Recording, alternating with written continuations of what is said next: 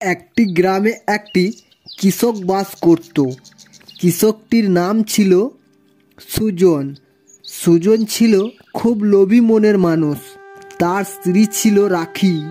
রাখি ছিল খুব ভালো মনের মানুষ। সুজন গাভীটিকে কোনো রকমেই যত্ন করে না। সকাল হলে সে এখানে সেখানে চলে যায়। তার বউ রাখি তাকে খেতে দেয় আর মোটামুটি যত্ন করে।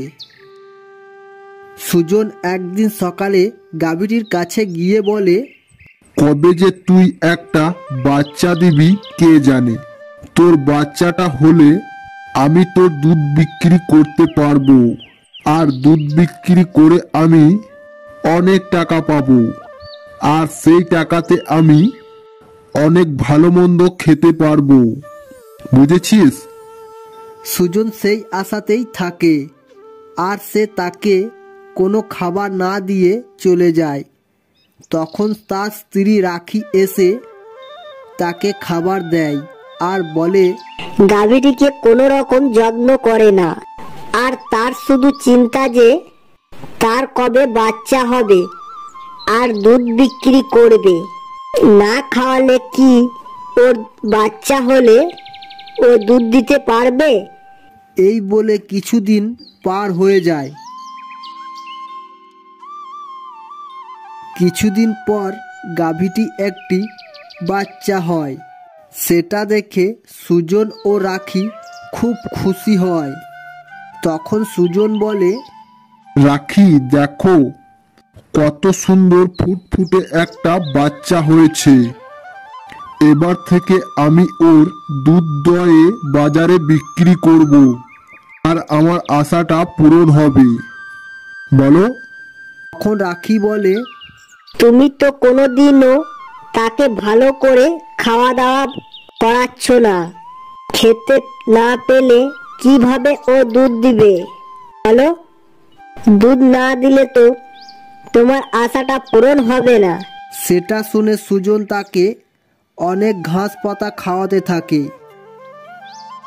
পরের দিন সকালে সুজন দুধ দোয়াতে থাকে, আর দুধ দয়ে বলে, রাখি, তুমি দেখো বাছুরটি যেন কোনোভাবেই দুধ খেতে না পারে, বুঝেছো?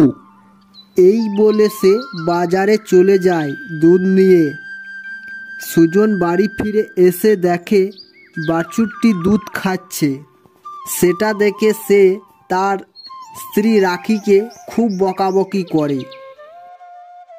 তুমি ওকে আগলে রাখতে পারোনি। আমি আর কাল দুধ পাবো না, আর দুধ না বিক্রি করলে আমি তো পয়সা পাবো না। পয়সা কি তোর বাপের ঘর থেকে আসবে?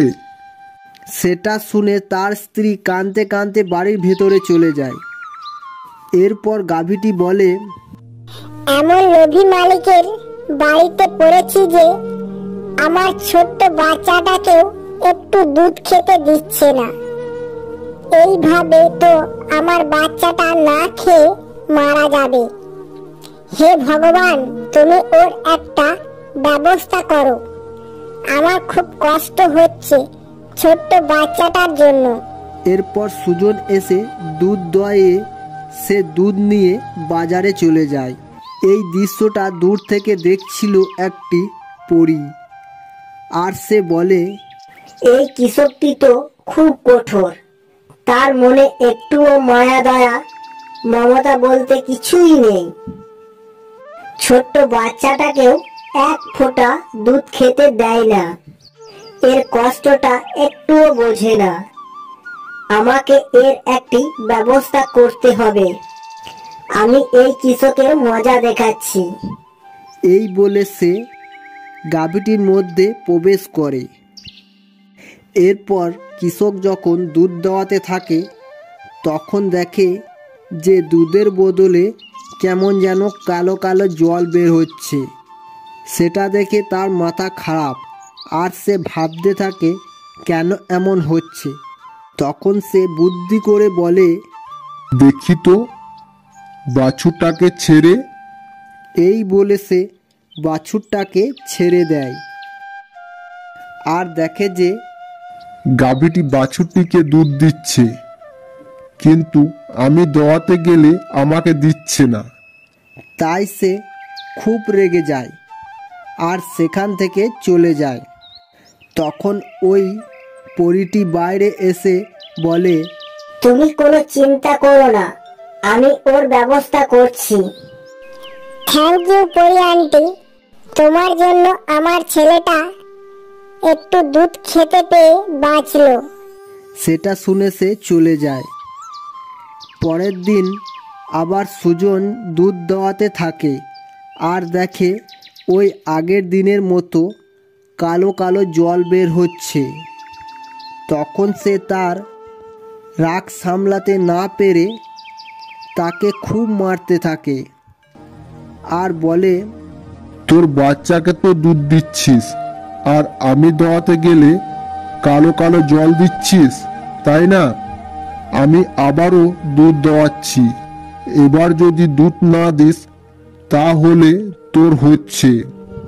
এই বলে সুজন দুধ দেওয়াতে লাগে। তখন ওই পরীটি তার জাদু শক্তি দিয়ে ওই গাভীটির দুধকে সোনায় রূপান্তরিত করে। সেটা দেখে সুজন বলে, এটা কি? এটা তো সোনার দুধ দিচ্ছে গাভীটা। যাই হোক, এবার থেকে আমি সোনার দুধ বিক্রি করে আমি অনেক টাকা পাবো। এরপর থেকে আমি আর তোকে মারবো না।